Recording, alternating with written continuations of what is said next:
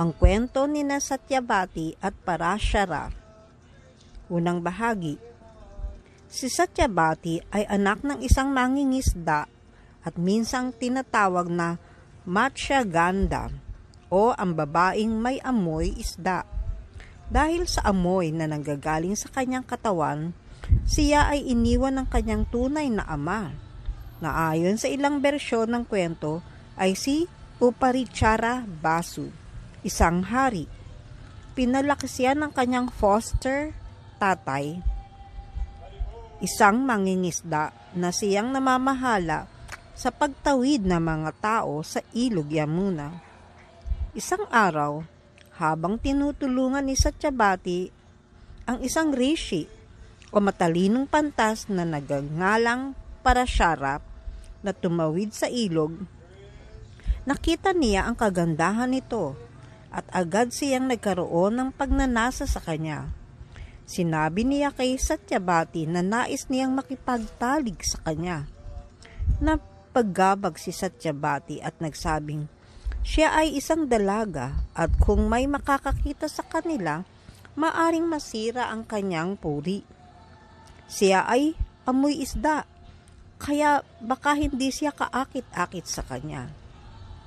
Ang himala ni Parashara. Upang maitawid ang kanyang mga alalahanin, ginamit ni Parashara ang kanyang kapangyarihan upang lumikha ng isang makapal na ulap o hamog sa paligid nila upang walang makakakita sa kanila. Baguhin ang amoy ng katawan ni Satyavati mula sa pagiging amoy isda tungo sa isang kaaya-ayang halimuyak ng bulaklak. Dahil dito, siya ay tinawag na Yoja na Ganda o ang babaeng may halimuyak na umaabot sa layo ng isang yojana o humigit kumulang 12 hanggang 15 kilometro. Matapos ang kanilang pagsasama, isinilang kaagad ni Satyavati ang kanilang anak na si Vyasa sa loob ng ilang araw lamang. Instant birth.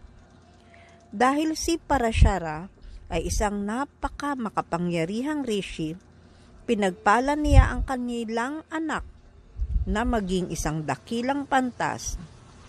Kaagad namang lumaki si Vyasa at humiling ng pahintulot sa kanyang ina upang mamuhay bilang isang tapasin o isang taong nagsasagawa ng matinding pagninilay at pag-aaral.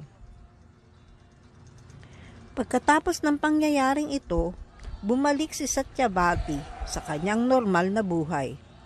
Nang maglaon, ipinagkasundo siya ng kanyang ama na mangingisda na mapangasawa, si Haring Santanu, kapalit ng pangakong ang kanyang magiging anak, ang magiging susunod na hari. Sa halip na, ang panganay na anak na ni Shantanu na si Bhishma. Ito ang nagdulot ng malaking pagbabago sa kasaysayan ng Kuru Dynasty na humantong sa mga pangyayari sa Mahabharat.